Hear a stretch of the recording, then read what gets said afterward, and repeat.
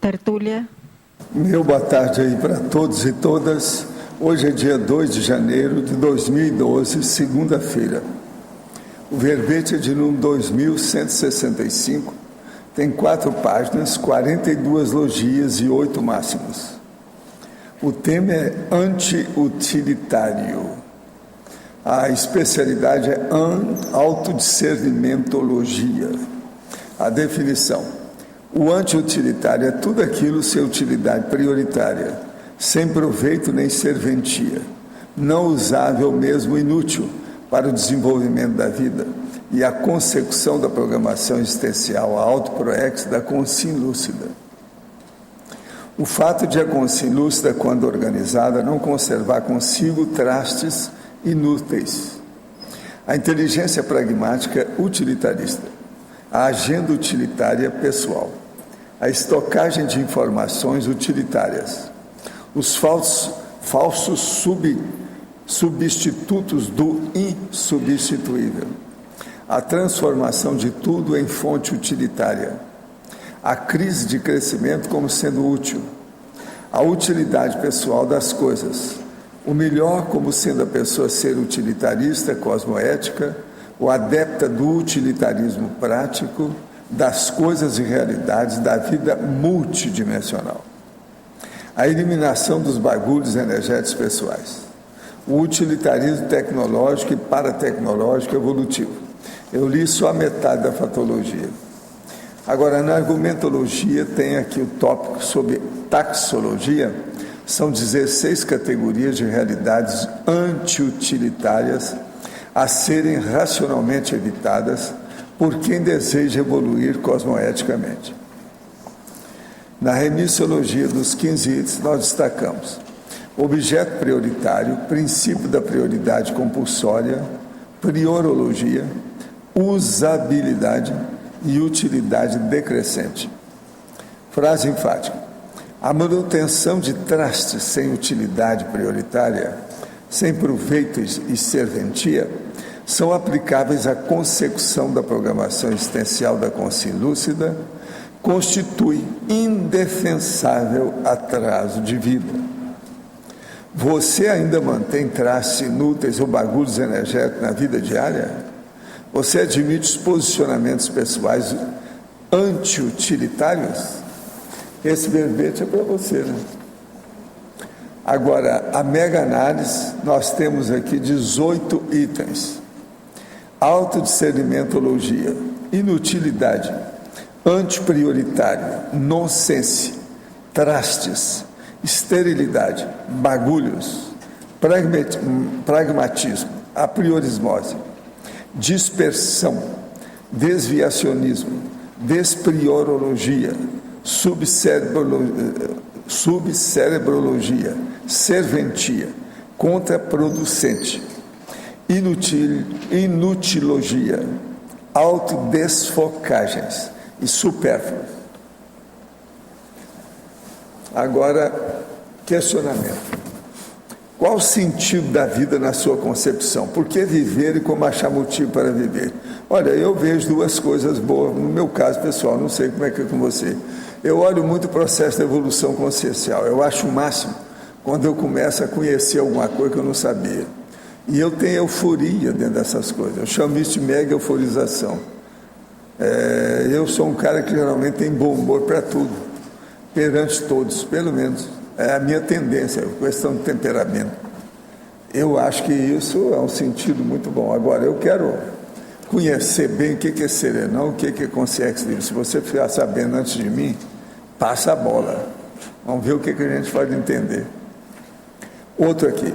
Por favor, poderia explicar em binomiologia, página 33, a respeito a receita providencial do binômio prospectiva profilaxia. Aí o processo nosso é o seguinte: é a gente ver qual é o mega foco que a pessoa quer, qual a meta, qual o objetivo que ela quer. Então, a prospectiva é você prever como é que você vai atingir aquilo. E você fazer a profilaxia, você se prevenir para chegar nessa meta, nesse fim, nessa consecução. Nesses tempos de grandes excessos e fartura onipresente, como utilizar a nossa inteligência pragmática utilitarista? O problema todo é o seguinte: não fique com nada que você não vai usar nesse ano 2012.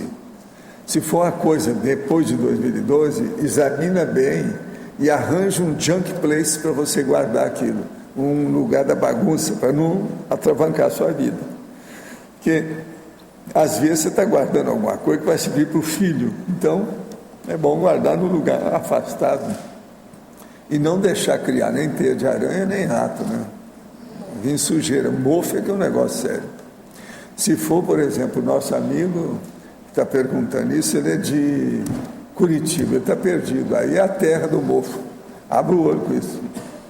Poderia nos falar mais sobre a transformação de tudo em fonte utilitária? É você pegar tudo que tem e dar um jeito de fazer a aplicação daquilo. É o que eu faço com a minha vida toda, tudo eu aplico. Eu não tenho nada que eu não uso. Olha aqui na minha mesa que você vai ver, tudo é utilizável, usável e aplicável. Você vai falar, você tem 2 relógios? Sim, não, eu tenho 2, não, eu tenho 3. E quase sempre, às vezes, tem um que está mais atrasado que o outro. Você não pode confiar, tem que ter mais. E eu sou um cara do estoquista também, quando precisa eu tenho um monte. Na minha casa eu tenho 5 relógios diferentes, em lugares diferentes. Mas não é só isso, eu tenho 5 fontes de papéis também em lugares diferentes em casa, porque eu vivo escrevendo. É casa de escritores, eu e minha mulher escrevemos. Então, já viu. E outra coisa, não vem com essa que o computador vai acabar com isso, que não vai tão cedo. Se não tem escrita à mão, vai ter digitação. Vai ter digitação. Eles querem agora que seja na base da piscada, do olhar, da fala. Eu estou nessa, vamos ver. Qualquer coisa eu estou aprendendo a piscar do lado direito e esquerdo. E a respeito do 10º item da taxologia, o gadget imprestável. O caso é o seguinte, é aquilo que você arranjou, que é uma coisa que na hora parecia ser ótimo e que depois você viu que é besteira, que você não vai usar para nada. Então é bobagem ficar com isso, tem que dar um sumiço. Ou dar para alguém que vai utilizar, porque às vezes tem coisa que você não usa que o outro vai usar, né? Tudo isso é importante. De modo que é preciso de sondar, né, para ver o que é. Como foi feita a assistência na casa onde estava o poltergeist? Antes e durante o processo ocorreu algum fenômeno? Coisa grande não, a única coisa que nós sentimos é a presença braba mesmo de 4 locais com energia gravitante negativa. E a maioria da turma, acho que a turma toda sentiu, né? Deu para sentir. E nós destacamos então para melhorar aquilo ali, mas ainda falta mais coisa lá para ser feita. Inclusive tem que trabalhar numa filial do Poltergeist, que é uma casa comercial em Cidade Leste. A turma vai lá para ver, que tem relação com isso. Qual a análise que o senhor faz das obras de arte de Vincent van Gogh? Olha, eu não acho ele grande coisa não, para mim o cara é muito pirado. O que eu acho bonito nele são os amarelos da natureza que eu costumava pôr. Tem uns amarelos bonitinhos, mas fica só nisso. Mas eu não vi nada assim de autoexpressão. Mas isso é a minha opinião pessoal que eu estou dando, eu não sei. Você sabe, esse negócio de arte, eu sou um cara que gosta de processo artístico, tenho uma certa facilidade para fazer escultura, pintura, esse troço todo, desenho. Mas hoje mesmo eu saí com o Roberto, nós passamos 2 horas na casa da dona Helena, que é uma chácara. É uma das maiores chácaras que tem aqui em matéria de flores, folhagens e material de jardim. Fica alguns quilômetros daqui até lá. Eu acho que é alguns quilômetros, né, daqui até lá. Deixa eu olhar, né? Agora, o que se passa? Eu comprei 2 vasos vazios que vão ser pintados para a gente pôr. Comprei 3 vasos com flores. Comprei, parece que são 3 animais, esculturas de animais, e comprei também um pacotão de pedra para colocar nos vasos. Ela vai entregar amanhã, porque tem umas flores dessa que nós compramos que não pode pegar sol, então tem que vir de manhãzinha, porque ela vem dentro da caminhonete, o sol bate, aquilo estraga. Então ela é detalhista, ela olha bem as coisas. Agora, eu não achei muita coisa não. Se alguém quiser ajudar, manda vaso de flores, mas que tenha flor, veja bem, mais permanente, aquela mais perene. E outra coisa, aquelas flores que são, cheguei, sabe quem é? Que já é um showroom, que eu estou fazendo uma entrada lá de casa com as flores. O melhor da história é que ela esteve aí e viu, e falou, lá não tinha aquilo, está ficando bom. Ela falou, viu lá, mas não está ficando bom o quê? Ainda não tem nada arrumado. E outra coisa, lá depois nós temos que estudar para ver a simetria harmoniosa, que essa é a mais difícil matéria de arte, que a natureza ela é assimétrica. E o que eu quero deixar lá na entrada, a minha mulher está fazendo lá um gatil. Então ela falou assim, ó, o jardim você toma conta, o gatil é meu. Então nós dividimos a tarefa. Eu então, amanhã já vão estar, bom, esses 8 itens que eu comprei hoje de manhã, já vão aparecer amanhã. Então nós vamos estudar aqui, mas tem que pintar os vasos. Eu quero pintar o supedâneo do vaso, o suporte e certos vasos, tudo de amarelo. E tem esses 2 vasos grandões, são os mais bonitos que haviam lá. Precisa de preencher, né? Precisa da gente ver o que a gente vai pôr lá. De modo que depois, no fim, quando tiver tudo pintado bonitinho, nós vamos então organizar para fazer estética. Aí então eu vou fazer a briga com todo mundo, fazer uma competição para ver, não, como é que coloca aqui para ficar. Porque é uma leia de flores e bichos, plantas e bichos, porque tem os bichos que são inclusive lá tem aqueles 2 cisnes debaixo do chafariz, etc. Agora o chafariz está desativado devido ao dengue. Nós tiramos por causa do dengue, da dengue, né? Agora tem estátua e outras coisas. Eu quero colocar depois tudo certinho e preencher. Fazer assim um corredor polonês de arte. Está entendendo? Você já viu lá como é que está? Agora, o problema todo é que a Marlene está me ajudando. Agora, a Marlene é muito boa, é igual o Ari, com respeito às orquídeas. Lá tem 2 orquídeas que estão lá, já faz uma semana, está uma beleza. As orquídeas só já roubam a cena da maioria das coisas que põe, né? Então tem que colocar, arranjar umas orquídeas boas. Mas agora, eu estou atrás das amarílias, que eu gosto muito da amarílias. E a amarílias dura 1 mês. Mas é que preciso examinar isso com calma. Eu fui lá, ainda não tinha viva mesmo. Lá às vezes tem que encomendar, etc. Tem a época. Agora, eu conheci o Melo, que era o dono daquele negócio antes, há muitos anos aqui. Depois ele foi embora, que assaltaram lá uma pousada que ele tem. Agora a pousada está desativada e ela pegou esse local, a chácara. Agora, é muito material que tem lá, mas é um pouco bagunçado. Difícil. Não tem um showroom. Eu acho que precisa de ter o showroom da natureza. E é isso que eu quero fazer aí na entrada. Dar um showroom da natureza, ao modo nosso. Agora, tem que pôr planta, flor, bicho. Agora, se a pessoa fala, não, mas é tudo bicho morto. Morto não. É esculpido. Eles estão vivos esculpidos. Não é assim. Calma. Bicho morto é cadáver. Então, isso tudo vocês vão falar que é inútil, não é. No caso aí não é. E é bom porque agora eles já estão acertando tudo lá em casa, que é a entrada, precisa também ter uma adequada. Agora, vocês sabem que lá nós já colocamos quem é que vão os bustos. Naquele que vai lá para a parte de cima lá das casas, vai ficar o litrê.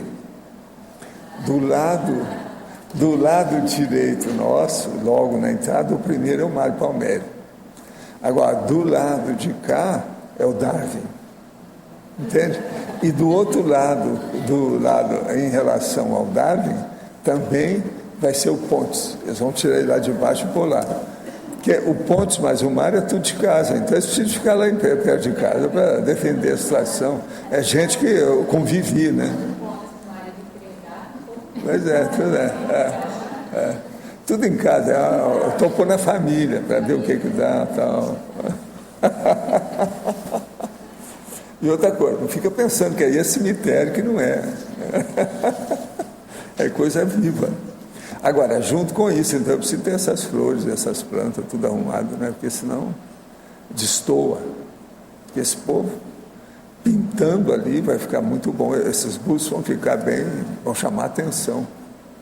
A hora que fica tudo amarelo lá, por isso que eu quero também os vasos amarelos, para ficar dentro da estética, né, da situação. E outra coisa, tem vasos também, os vasos, esses que eu comprei, preciso tudo pintar de amarelo. São os mais bonitos que haviam lá. Quer dizer, os mais, assim, esteticamente ajeitados que haviam lá. Grandão, tudo desse tamanho. Vamos ver o que dá. Isso é para começar. Mas eu depois quero ir nessas casas aqui da cidade. Nas casas da cidade, às vezes, eles capricham mais em peças melhores. Não é isso? A dela lá está muito assim, na zona rural. Agora, outra coisa. Uma hora você podia investigar o que é aquela casa da cabeça dos leões que tem lá daquela chácara. Você chegou a ver? O que é aquilo?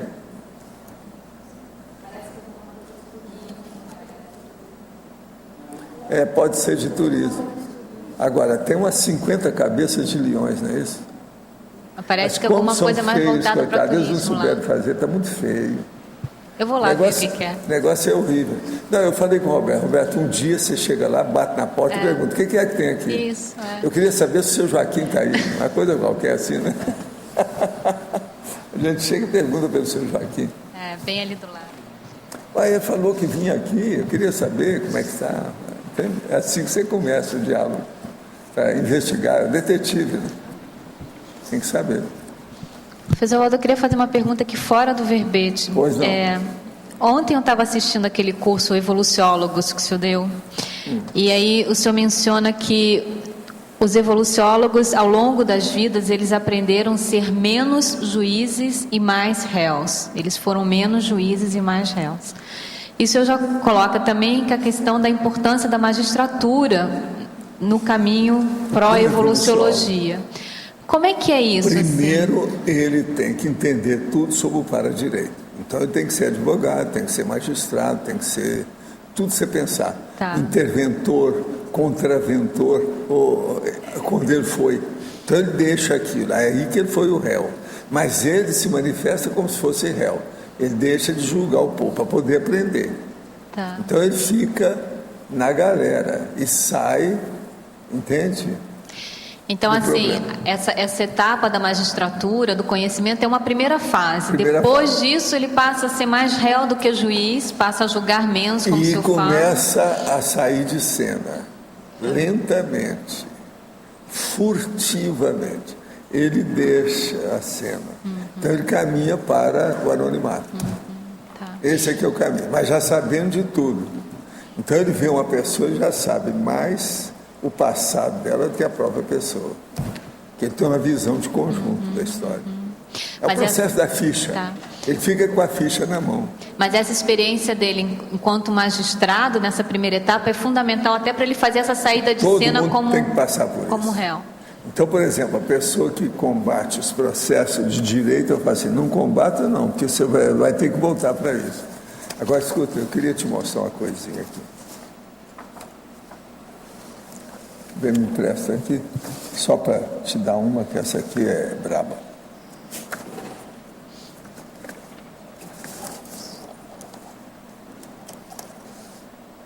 Aqui, ó, você colocou frouxa. Se colocar aqui e passar para cá, você sabe o que vai acontecer aqui? Vai ficar... Não, mas não vai ter nenhuma dúvida. Não é isso. Escuta. Se passar essa sílaba para cá, essa sílaba vai ficar aqui. Sim.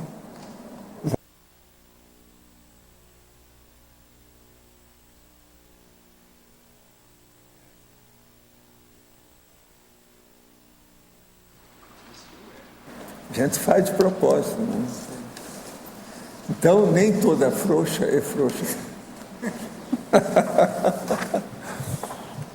Mas você entendeu, então, o processo de modo geral? Entendi. Mas no primeiro, então essa etapa do juiz, do magistrado, é uma primeira etapa, para depois ele passar a ser mais réu do que juiz. E outra coisa, é uma primeira etapa, porque a segunda é o para-direito. O direito é a primeiríssima, é a primária. É a primária, é a Agora, base. depois vem a paradireitologia. E depois vem o anonimato.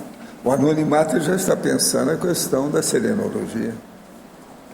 Agora veja, todo serenão já conhece todo mundo, mais do que todo mundo, mais do que os evoluciólogos, porque ele é mais antigo. Agora, do ponto de vista evolutivo, arranja outra saída para esse povo. Arranja uma condição, vamos dizer, de escala evolutiva, de escalonamento dos degraus da evolução melhor do que isso. Está difícil. Eu, por exemplo, não concebo nada melhor do que isso aí. Das coisas todas que eu já vi, eles estão certos. Agora, eu também não inventei isso, né? Isso foi tudo por eles. A gente vai olhando como é que é, né? Agora, essa questão do direito e do evoluciólogo é uma coisa que eu acho que todo advogado devia de pensar e todo não advogado devia de pensar. Então, isso atinge todo mundo. Agora, Cris, eu falo isso faz mais de meio século. Tem gente que mudou muito com isso. Porque você sabe, o processo de juiz, se não tiver cuidado, se a pessoa não tiver um temperamento adequado, dentro da área, principalmente da fraternidade, o problema da magistratura liquida com a pessoa. Ela cria interprisão grupo kármica, mas de uma maneira violenta, drástica, trágica. Entende? Não é verdade? Agora, em compensação, a hora que a pessoa começa a entender, o direito adquire outro nível. É outra condição, tudo diferente. Por isso que eu sempre dei valor para o processo, por isso que eu falo que eu sou da rabulística. O cara que é da rabulística, o que acontece com ele? O que ele está fazendo? Ele está caminhando para ser réu. Você entendeu ou não? Ele está se mantendo nessa. Esse é o réu aí, é a rabulística. Entendeu? Agora, por exemplo, a rabulística ruim que tem é o advogado de porta de cadeia, que aí ele é réu mesmo. Ele não é advogado. Mas esse é o delinquente, esse é o ilícito. Eu estou falando agora é a licitude autoconsciente, cosmoética, evolutiva, prioritária. Agora, cada um tem que ver, né, o nível que está, né? Acho que a gente entende melhor, que a gente conhece, resgata alguns pontos com relação à questão da conscienciologia. O estudo de direito toma uma outra dimensão, é uma outra coisa. Mas olha, tinha gente, por exemplo, o Moacir Medina Sede, foi o diretor lá da nossa escola, porque essa escola eu ajudei a fundar com o Mar, né? Então, o Moacir Medina Sede falou para mim assim, é uma pena, Valdo, que você não possa dar aula na escola. Mas não é que eu não podia dar por competência, não. Ele achava que eu tinha. Veja bem, eu era rapaz ainda, 20 e tantos anos. Mas ele falou assim, você tem competência. O problema é que não coaduna com o Ministério da Educação. Ele tinha razão. Agora, você sabe que isso é a década de 50, né? Como é que fica? Agora, eu vejo que de lá para cá, as coisas continuam mais ou menos do mesmo jeito. Tem muito mais advogado e muito mais problemas de direito no Brasil. Mas agora que a lei piorou demais, piorou. Principalmente a lei das cabeças, é o top. Entende? Isso aí piorou demais. Supremo Tribunal, a vergonha. O negócio era muito mais austero, mais sério, mais equilibrado. Hoje eu não vejo isso, não. Agora, a época do Moacir Medina Sede, ele gostava demais de direito internacional, para ver o processo grande. Então, ele estava caminhando para a cosvisão, cosvisiologia, para o processo da, vamos dizer, internacionalização do Estado mundial. Ele tinha noção disso. Agora, ó, ele tinha bom humor, meu estilo e tal, a gente contava muita anedota, ele sabia muita coisa das aulas, das coisas dele, que ele adicionava, mas, veja bem, ele levava isso e falava assim, não, nós temos que ter bom humor, senão eu não aguento o direito. Isso era ele, falava bem claro e rindo. Era a saída dele. Você vê como é que o negócio, desde na década de 50, faz 60 anos, já tinha muito problema dessas coisas todas. No outro dia, o senhor explicou que a rotina diária é inevitável, até que passemos para outro patamar evolutivo. Mas como faz para estar sempre motivado dentro dessa rotina? Não, eu gosto do que eu faço e você sempre está ampliando aquilo que você faz. Há um acervo de coisas boas que você está amontoando a cada dia.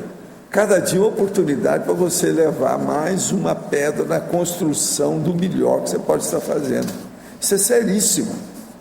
Então não é uma rotina inútil. Eu falo o seguinte: você tem que ter hábitos sadios e rotinas úteis. Pensa bem a diferença disso. Eu, por exemplo, estou sempre fazendo alguma coisa, acrescentando aquilo que eu faço. Atualmente, o que eu acrescento mais, além dos verbetes da enciclopédia, é o verbete do dicionário. Todo dia eu estou pondo alguma coisa lá dentro, ou num ou no outro, nos dois ao mesmo tempo, vamos dando um jeito. Como funciona o algoritmo de ordenação, o Quicksort, aplicado às prioridades evolutivas no estrangeirismologia? Onde podemos encontrar mais informações sobre esse útil recurso? Olha, aí seria bom você ver na internet. Na internet tem muita coisa. Poderia falar mais sobre as preconcepções infelizes e falso utilitarismo? Na Fatologia, página 32, o caso é o seguinte: as preconcepções infelizes são aquela pessoa que às vezes se entusiasma por uma coisa que no fim não vai ter utilidade ou aplicação séria que possa ajudar a humanidade. Então isso é perda de tempo, é mais uma inutilidade. E isso entra dentro daquilo que nós chamamos de cultura inútil. Então precisa a pessoa ter muito cuidado com as preconcepções que ela tem, aquelas concepções que ela traz dentro do apriorismo dela.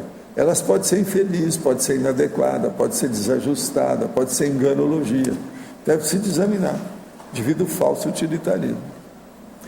Quais são os principais fatores que podem definir a colônia extrafísica que iremos parar? A primeira coisa é a seguinte: como é que é o seu equilíbrio? Cada pessoa é atraída pelo ambiente que está de acordo com o seu nível de equilíbrio. Olha o nível de equilíbrio que você tem, que é para aí que você vai. Se após a dessoma as consciências semelhantes se agrupam, quais poderiam ser as principais diferenças entre as consciências do mesmo grupo? As diferenças de experiência. Por exemplo, uma fez mais experiência numa determinada linha de conhecimento, a outra fez mais num outro. Mas, do ponto de vista evolutivo, se equivale. Uma pessoa na engenharia, na bioquímica, na astronomia, cada um está mais ou menos aí, mas são experiências diferentes. Considerando duas consciências muito lúcidas e cosmoéticas, ambas realizam o mesmo nível de assistência, mas uma assiste 10.000 vezes mais pessoa que a outra. Por que uma iria evoluir mais do que a outra? Não, aí depende da qualidade do trabalho de assistência. Olha a ficha. Veja sempre a qualificação da assistencialidade desenvolvida. Em sindromologia, página 33, segunda linha, poderia discorrer sobre a síndrome da evasão? A síndrome da evasão é aquela pessoa que tira o corpo fora da maioria das coisas mais sérias que ela precisa enfrentar na vida. Então ela está sempre se desvencilhando das coisas, saltando de banda, como diz lá na zona norte do Rio, sartando de banda. Então isso aí tem que ver, né?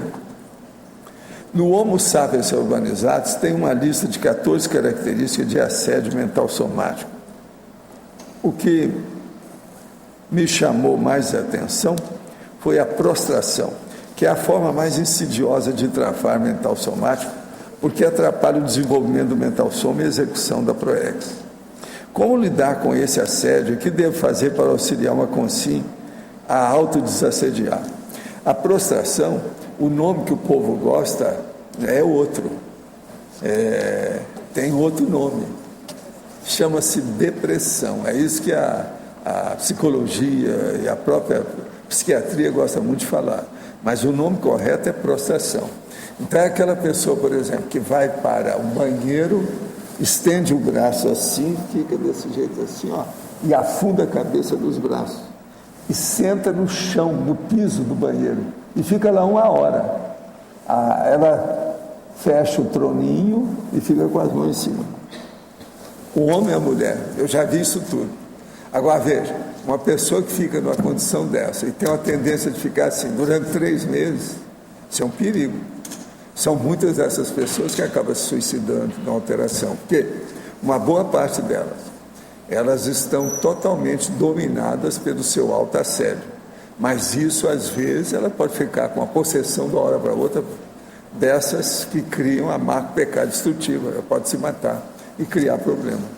De modo que a prostração é esse problema da parte negativa dessa bipolaridade. Tem a bipolaridade da exaltação, e a pessoa fica super excitada.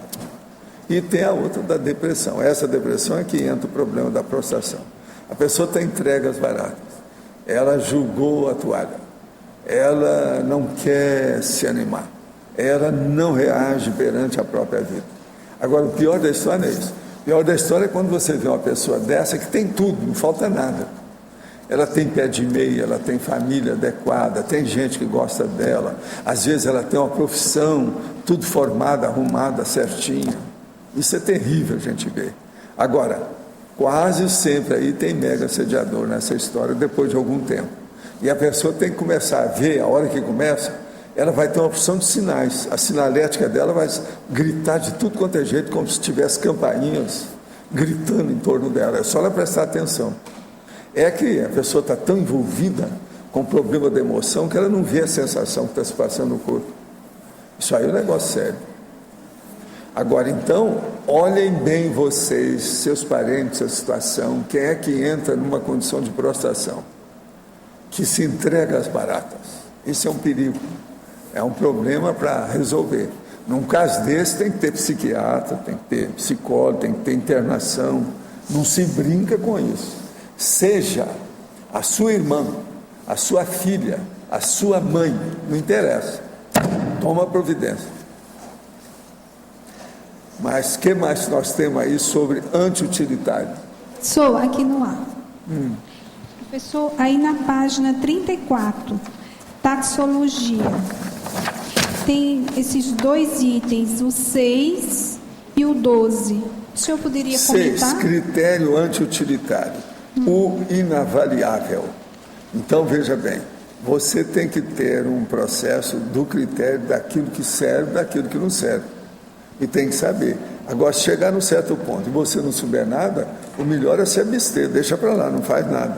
Fica de quarentena, anota só, para você ver com o tempo. Então, as coisas têm que ter uma avaliação de utilidade. Se não tem, não vale a pena. Agora, o 12, perspectiva anti-utilitária, a mateológica. Isso aqui é a pessoa, por exemplo, que ela pensa de uma maneira materialista, fisicalista, que só olha os processos do elétron, da matéria aqui. Então, ela não vê o processo da multidimensionalidade, não vê o problema consciencial, não vê as questões, por exemplo, das parapercepções da pessoa, ou as percepções extrasensoriais da pessoa. Então ela perde muito tempo com isso, porque sem parapsiquismo ninguém evolui.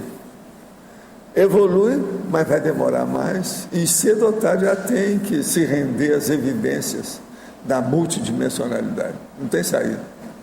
Nós estamos homens e mulheres, mas nós somos consciências. Então, como é que foi? A pessoa tem que assumir isso. Qual seria o caminho mais correto para você desenvolver de forma mais breve ou que seja mais eficiente o parapsiquismo? Primeira pessoa seria bom ver tudo que tem na enciclopédia sobre o assunto de parapercepciologia. E ela vê, de acordo com o temperamento dela, o que ela aguenta, qual é o fôlego que ela tem. Ela que tem que ver. Cada uma de um jeito. Tem pessoa que pode desenvolver o processo de energia em 2 anos e dominar tudo perfeitamente, sendo que ela era totalmente casca grossa. Em 2 anos a pessoa consegue isso. E existem tendências, né? Pois é, as tendências aí, cada um tem que ver o que é que gosta, desenvolver mais como é que é.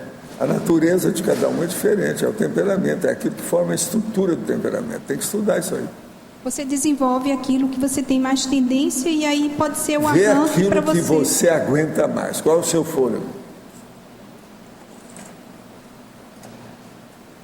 Entra naquilo que você aguenta. Entende? Todo mundo tem suas predileções, suas preferências, seus caprichos, tem seus hobbies, divertimentos, diversões, tendência. A pessoa tem que ver onde é que ela pega mais. Eu, por exemplo, eu pessoalmente gosto de desafio. Se tem umas coisas que são mais difíceis e outras que são mais fáceis, eu examino bem e vejo, não, essa mais difícil também eu posso, então eu entro nessa. A maioria não é assim. A maioria a gente fala, não, vai pelo caminho menos difícil, com calma, principalmente no início. Entende? Mas é questão do temperamento. E eu sou contra a competição, essa coisa toda, mas sou 100% favorável à competição comigo. Eu quero sempre ter um número a mais daquele que eu consegui. Um ponto a mais. Entende? Agora, ó, você vai falar assim, mas como é que fica a idade, as necessidades da pessoa, a invalidez relativa que cada um vai tendo? A gente adapta, faz força. Faz aí o agachamento, a técnica do agachamento. Agora, engraçado, estão aparecendo agora uns exercícios na revista que tem lá no meio, tem a técnica do agachamento. Eu falando, eles estão conversando, foi só começar a falar, apareceu, não sei como. Eu acho que foi a Cris, né, que estava examinando, ela viu lá. Que antes a gente não via isso com muita vez. Outra coisa que o povo não põe muito é manga. Eles falam num monte de fruta, mas assim, em 10 listas você acha 2 vezes que eles falam em manga. Falam em tudo, menos em manga. A maioria nem sabe o que é terebintina, não conhece nada de manga. Olha o que tem? Valdo, aqui, página 32, na fatologia, 4ª linha, você fala da pluriprospectividade utilitarista. Utilitarista, a pluriprospectividade. Então é quando você quer fazer uma avaliação do que vai acontecer, aquela previsão que você quer, mas você não vê isso só numa linha de conhecimento. Você vê em várias linhas de manifestações simultaneamente. E depois você faz associação de ideias, para ver o que é que uma raia interfere na outra.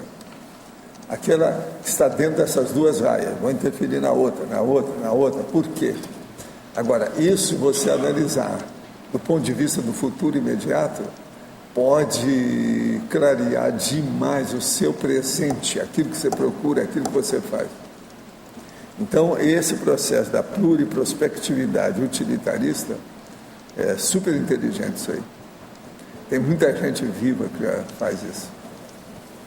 Então, não adianta nada você pegar só numa linha e olhar uma coisa só. Não adianta.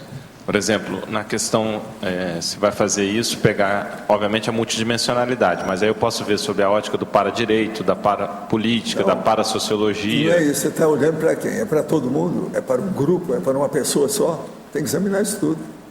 Agora, se for para uma pessoa só, você tem que avaliar qual é o perfil dessa pessoa. E o grupo? Qual que é o objetivo? Qual a razão social desse grupo? Se é que tem. O que eles fazem? É empresa? É empreendimento? Diabo a 4, o que é que tem? Então, com isso, você especifica muito mais as coisas. Agora, fazer uma previsão sem saber os preâmbulos, sabe como é que é? O embasamento, a estrutura, o arcabouço daquilo inicial, é perda de tempo.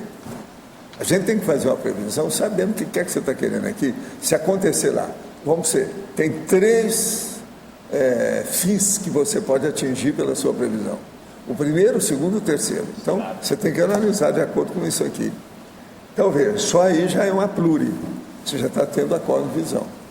Agora, veja, pluriprospectividade utilitarista. É um processo da cosmovisiologia. Agora, Valdo, que é o que eu tenho insistido demais aqui com a turma. Por exemplo, isso na sociologia, em outras áreas da ciência, você tem várias abordagens que são feitas, às vezes, simultaneamente.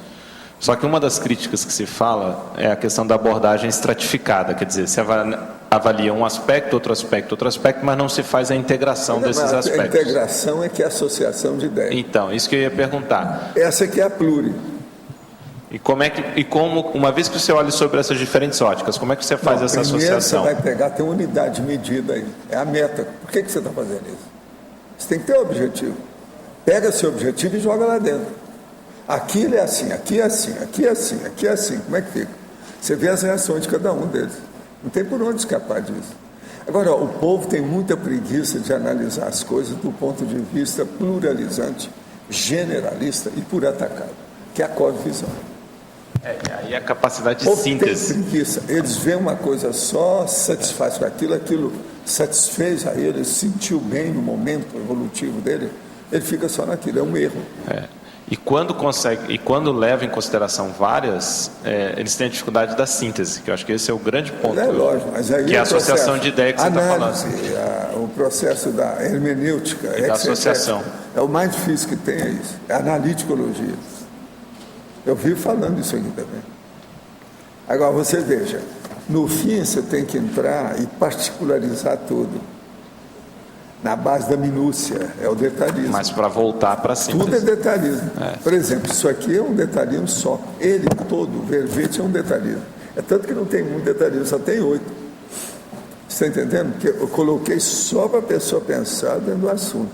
E não pode escapar, ó. Eu coloquei aqui, ó, 18 itens. Todos eles, ou melhor, não são todos. Mas dos 18, parece que tem 16 que são negativos.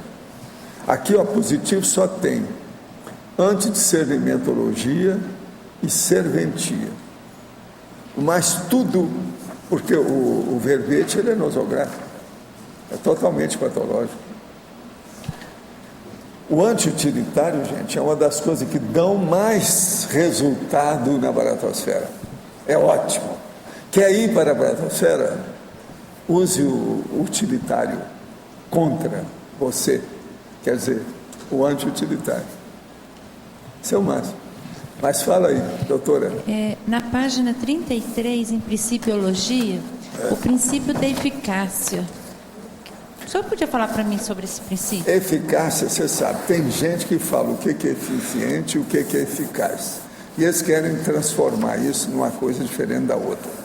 Cada um pode fazer do jeito que quiser. Agora, o que eu quero dizer é o seguinte: eficácia é você ficar melhor que aquilo que você é. Acabou. O mais banana para o resto, para a vovozinha, quem aparecer, não interessa. Fique melhor do que aquilo que você é. E você vai aumentar a sua eficácia. Agora, melhor aí tem que ver: evolutivo, cosmoético, prioritário, interassistencial. Só essas 4 coisas já vão exigir muito da pessoa. Tem que ver isso. Então, eficácia. Melhorar sua competência. Você era competente, agora você está se tornando super competente, mudou tudo. Então a eficácia aumentou e você ficou mais eficiente. Eficiente, quer dizer, você está produzindo mais em pouco tempo. Isso é a eficiência. Agora a eficácia, você está fazendo um monte de coisa com muito mais inteligência, rendimento, outra coisa, vamos dizer, a coisa esplêndida, entende? Começa a aparecer mais. Então, esse processo do esplendor, do esplêndido, ele se amplia. Então, é assim que vem o processo da natureza da grandeza. Se aumenta a qualificação da grandeza da sua manifestação. No fim da história, a sua etologia, ela mudou de patamar. O seu comportamento adquiriu um nível, tecnicamente falando, ou no caso, paratecnicamente falando, mais elevado. Enfim, você deu um passo à frente no processo evolutivo. Isso é a eficácia melhor que nós podemos procurar. Retornando um pouquinho no assunto do direito e o evoluciólogo, né? Com relação ao juiz Alírio. Ao quê? Ao juiz, aquele juiz Sim. Alírio, né? O senhor fala muito dele, pelo menos comigo, é por causa do histórico dele ter conseguido fazer um caminhar na área do direito com fraternismo? Você está falando de qual pessoa? Alírio Cavalieri. Ah, sim. Não, ele é pelo seguinte, é porque ele cuidou de uma coisa muito difícil e na área do Rio de Janeiro ele se saiu bem. O povo tudo falava bem dele. Eu vi as coisas dele de perto no Rio. Você está entendendo? O homem era fora de série. Outra coisa, um monte de juiz sempre aparecia lá, mas criava mais problema do que ajudava. Aparecia muito na mídia pelas coisas que eles davam contra. Mas não resolve. Tinha que dar um jeito de melhorar. Agora, o Alírio não. Ele entrava e fazia a trégua, a pacificação, indicava as coisas que tinha, as pessoas melhoravam, procurava terapia. Eu vi vários casos desses. Você está entendendo? Então ele era fora de série nisso. Agora, ó, quando um juiz é bom, você está entendendo? Ele não consegue ficar incógnito. Ele acaba aparecendo quando ele é bom. O povo mesmo leva o nome dele para a rua, positivo. Entende? O Alírio foi assim. Você não acha que tem muita gente a favor dele, até hoje, falando a imagem dele, as coisas tudo dele? E outra coisa, a mídia gostava dele. Ele, durante uma temporada, ele aparecia na mídia todo dia. Mas ajudava demais o processo de gente, a menor idade. Isso é um negócio sério. Entende? Ajudar adolescente não é fácil. Você olha que eles estão criando até nome para adolescente, né? Para meter o pau no adolescente, quer dizer, o povo fica desesperado, os pais ficam desesperados com os filhos. Agora, a hora que aparece um juiz que ajuda pai e filho e o diabo a quatro, bola, fora de sério. Agora, como é que fica a questão, por exemplo, multidimensionalidade para ele, nega tudo? Ah, sim, mas ele está vendo ali o processo do direito. E outra coisa, na posição dele, às vezes, ele tem dificuldade de ombrear uma coisa dessa, porque ele tem que ser isento. Se ele mostrar uma linha, todas as outras vêm contra ele. Às vezes ele está fazendo média. Dentro dele é que ele decide ver o que deu. Agora, o problema é a eficácia do resultado, os produtos, o fruto do esforço dele, é positivo. Nós temos que ver o fruto, a ficha da pessoa, como é que fica. Agora veja, um monte de juízes do Brasil, em diversas instâncias e áreas, que tem BO. Como é que fica isso? Um juiz com BO? Esse é que é o juiz bobo. Esse é o boboca total, né? No entanto, tem. Existe até aquele lá de São Paulo e tal. E tem alguma coisa que poderia ser feito para poder ajudá-lo nesse aspecto? Ajudar quem? Ele? Não, aí no caso dele seria mostrar fatos para ele, exemplo, para ele cair em si. Qual a idade dele? Ele deve estar mais do que a minha 90. idade. Pois é, ele é mais velho que eu. É. Agora, sabe, nessa idade você está apelando na porta da saída. A gente tinha que começar pelo menos uma porta interna. Eu não digo na porta de entrada, mas na porta da interna, né? Ele ainda é muito ativo. É, né? Agora, é difícil mudar nesse processo quando é assim. Você sabe, ali é o processo dos princípios, né? Ainda mais dentro da área do direito em Cristo. Difícil, né? Agora, eu, se fosse encontrar com ele hoje, eu ia julgar energia nele. Você encontra com ele de vez em quando? O que ele é seu direto? Tio. Então, dá umas arco voltaico nele. Se preparem. Nunca se sabe o que pode acontecer. Agora, ele, em tese, ele era muito bem assistido. Tem que olhar isso aí, como é que ele está hoje. Se ele está bem lustro nessa idade, já está tudo aí assentado, já não tem mais nada para mostrar, tudo que tinha já mostrou. Então, às vezes, o arco voltaico ajuda demais. Tem que olhar agora como é que está o ombro, o joelho dele e tal. Ombro, joelho, essas coisas que tem que ver. Se ele consegue fazer agachamento. Tudo você vai ajudar. Conversar com ele, manter esse contato. Sim, mas agora o arco voltaico é que seria ideal. Tá. Você, como é muito habilidosa, competente em matéria de diplomacia, você é capaz de dar um jeito no titio. A gente conversa muito por telefone. Então, eu acho o juiz muito bom camarada. Eu não vejo o Alírio como coisa negativa. Não. Nunca vi. E é muita gente a favor dele lá no Rio, na ocasião, bola. Um monte de gente. Professor, Sim. aqui atrás, no B. Só um comentáriozinho sobre a questão da manga que o senhor falou. Ah, sim. Eu vi um anúncio na New York Times ontem, que agora eles estão fazendo uma propaganda, era uma propaganda, tá? De uma manga africana, com habilidades de emagrecimento. Eles estão veiculando isso agora. Você come a manga africana, Mas emagrece não sei quantos manga ela quilos. mantém o peso da pessoa e faz emagrecer. Não, lá dizia que O processo perdia das 8 fibras só da manga já faz a pessoa. Então já está ficando famosa. A manga, ela é rival do glifage. Quem entende glifage vai entender o que eu estou falando. Agora, o processo tem a terebintina.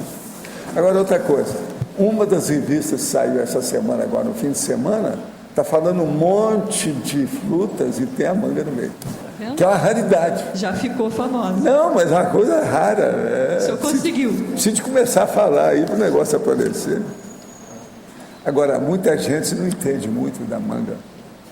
Você sabe, tem gente também que acha e combate a manga. Que eles acham que a manga é muito selvagem. Por quê? Terebintina é o mesmo que água ras. Água ras é um produto de limpeza. Agora vê, o que é a manga? Nada mais do que um produto de limpeza. O que ela falou agora? Que tem uma manga africana que ajuda a pessoa a emagrecer. É lógico. É o São Zé Munctório, está limpando tudo que tem. Trabalha no esgoto. Agora, outra coisa. É das melhores frutas em matéria de paladar que tem. É bobagem falar que não é. É, acabou. Só quem nunca comeu manga para valer que fala uma coisa dessa. Quem for ver os tipos de manga que tem, fica besta. É um pudim da natureza, bem feito. O negócio é esse, é a manga.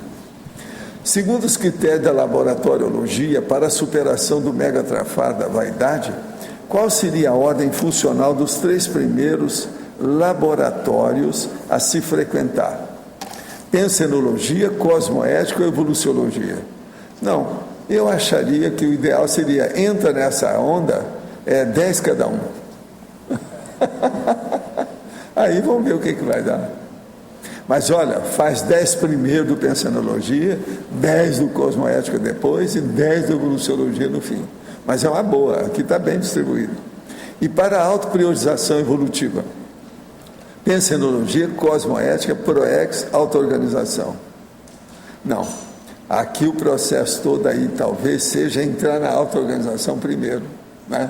Tem que inverter isso. É melhor. Porque se a pessoa, o que adianta ela ir na pensenologia se ela é auto-organizada? Ela já vai embarafustar tudo que ela está fazendo, não resolve. E ela não vai ter ambiente para os amparadores ajudá-la. No livro Onde a Religião Termina, o autor diz que Jesus se tornou mega assediador de quem o evoca.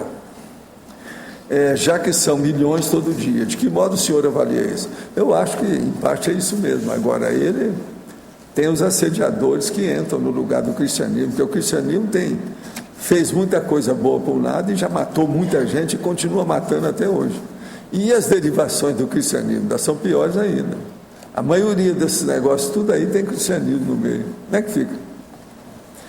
O senhor poderia falar a respeito da mudança de temperatura das energias quanto à ectoplasmia? Energias quentes ou frias têm alguma relação no nível de assédio? Não, o processo todo que você pode aí afirmar é um só. Quanto mais você abaixa a temperatura, é melhor para desenvolver a manifestação da ectoplasmia. O quente fica mais difícil. Então, o ar-condicionado ajuda demais o processo da ectoplasmia, desde que a pessoa saiba trabalhar e conviver com o ar-condicionado, o condicionador de ar.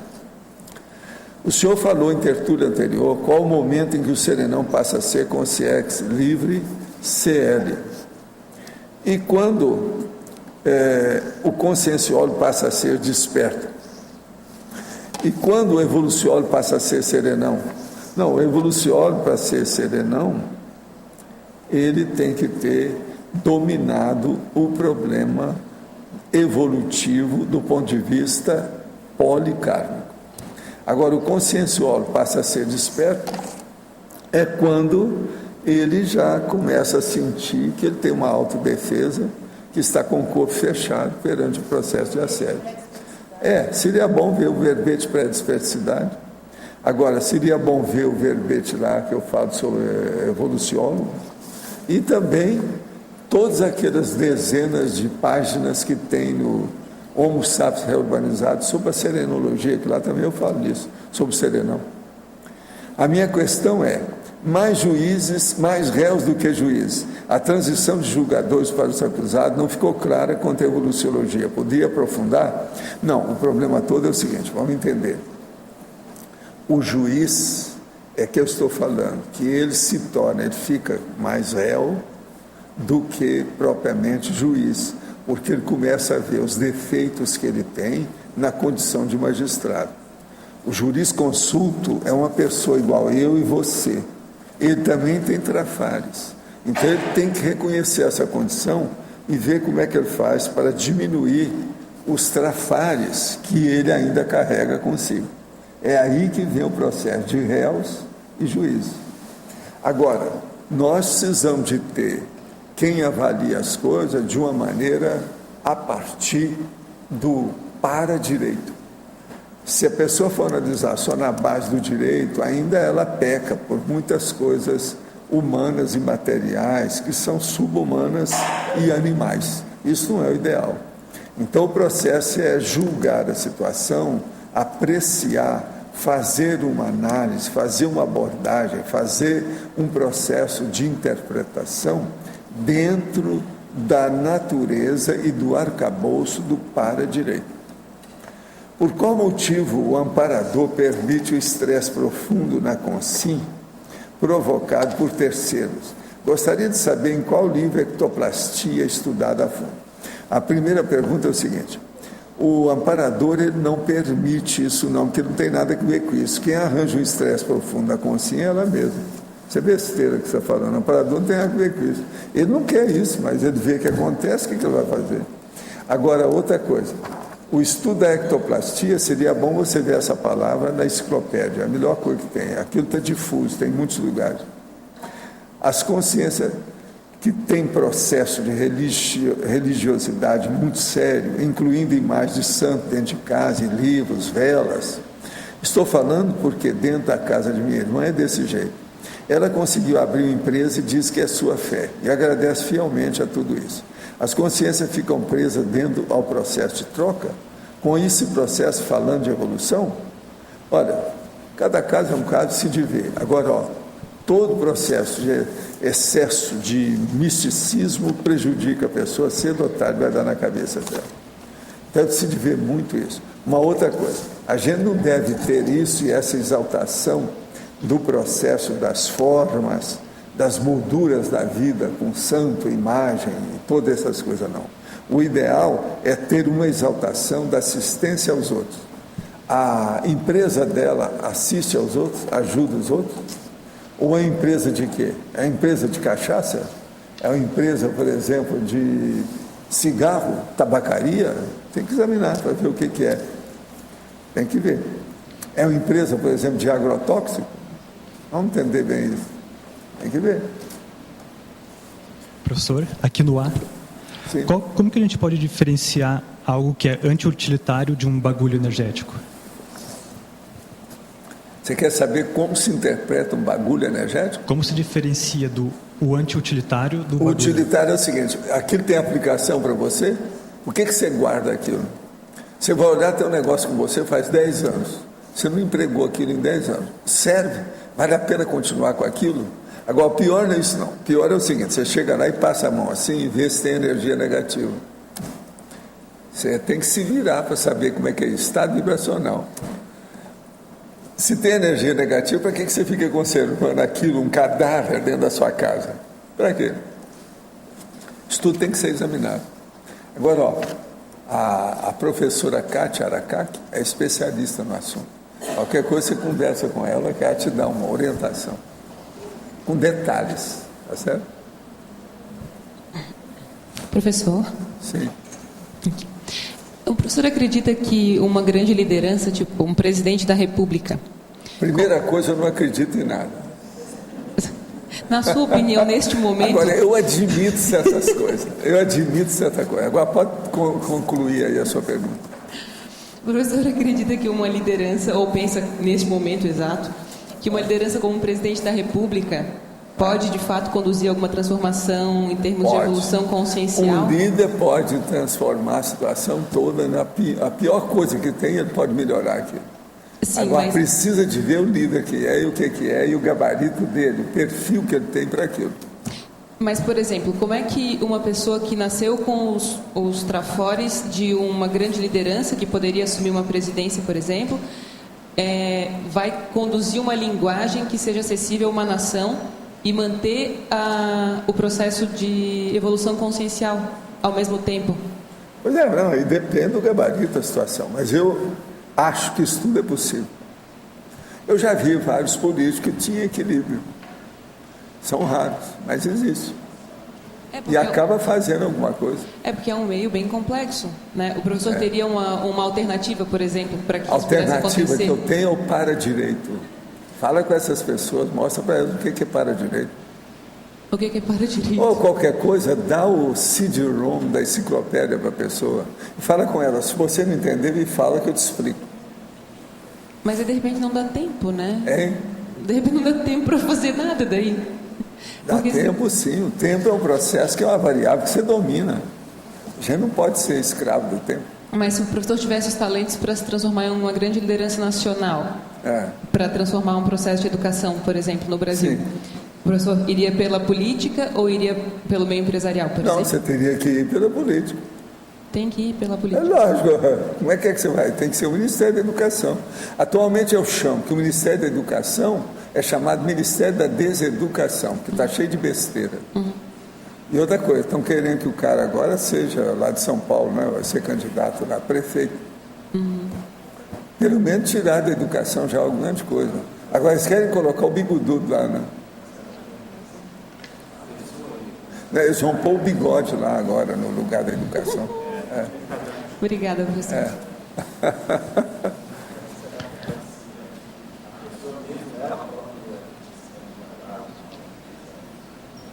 Não, é uma vergonha. Agora, o que se passa? Nós nunca tivemos um partido com um nível tão baixo em matéria de ignorância e de corrupção como é o PT, né? Então, você já viu como é que fica isso. A situação é precária. Por isso que tem esse Ministério da Educação desse jeito. Uma outra coisa, o presidente que dirigiu o país, durante 8 anos sentia azia, não podia ler. Então, o que você quer? Como é que fica a educação nesse país? Eles estão fazendo força, mas olha o Enem. Olha só essas loucuras do Enem. Deve ter muita maracutaia atrás disso para acontecer essas coisas todas. Cada Enem deve enriquecer vários, né? Com o negócio das provas, aquele negócio todo. É duro. Moro em Belo Horizonte, Minas Gerais. Já fiz em Conscienciologia, já fiz curso em Conscienciologia e não estou mais ambientado aqui. Na realidade, sinto que o tradicionalismo mineiro vai totalmente contra a filosofia e os conceitos da Conscienciologia. Não, mas aí já tem melhorado. Eles já estão mudando a vassoura piaçaba e estão colocando o aspirador de pó. Me sinto um ET aqui. Consequentemente, está praticamente impossível arrumar dupla evolutiva. Olha que Belo Horizonte é considerado o lugar das solteiras. É um homem. Pois é, 5 por 1 que tem aí. Tenho 35 anos. Estou pensando em me mudar para alguma capital do sul do país por entender que essa região é mais evoluída em termos de mentalidade. Sinto que poderei iniciar uma nova etapa de minha vida. O trabalho me permite isso. Qual da cidade o senhor me aconselharia? Curitiba, Florianópolis ou Porto Alegre? Tá danado, hein? Eu me recuso a dar uma opinião. Tá danado isso aqui. Curitiba era ótima, ficou tudo terrível agora, né, ultimamente, né? Até os políticos lá estão procurando ficar fora mais tempo da cidade do que lá dentro. Florianópolis está com uns processos lá esquisitíssimos, por causa do processo de turismo e outras coisas mais, inclusive de tóxicos, as coisas todas. Porto Alegre é um dos lugares das cidades menores ou capitais menores do Brasil, é a mais poluída que tem. Então, como é que fica isso? Eu vou falar o quê? Olha, é bom você fazer uma reflexão de 5 horas sobre o assunto. Aí você vai entrar, né? Agora, se ele viesse aqui, eu ia receitá-lo para ele ir lá no Pensenologia. Enfatologia, página 32, terceira linha de baixo para cima. Poderia comentar o porão consciencial na adultidade? Confesso que deixei de ser adolescente de forma tardia, a partir dos 26 anos de idade. Atualmente, o número de adultos com comportamentos imaturos vem crescendo muito. Qual seria a causa disso? Principalmente a supercomunicação e a internet. A internet está infantilizando o povo. Então, isso é um negócio sério. Isso aí eles não falam do Jobs, só falam a favor das coisas dele, mas eles não falam da infantilização que esses aparelhos estão criando na cabeça da meninada.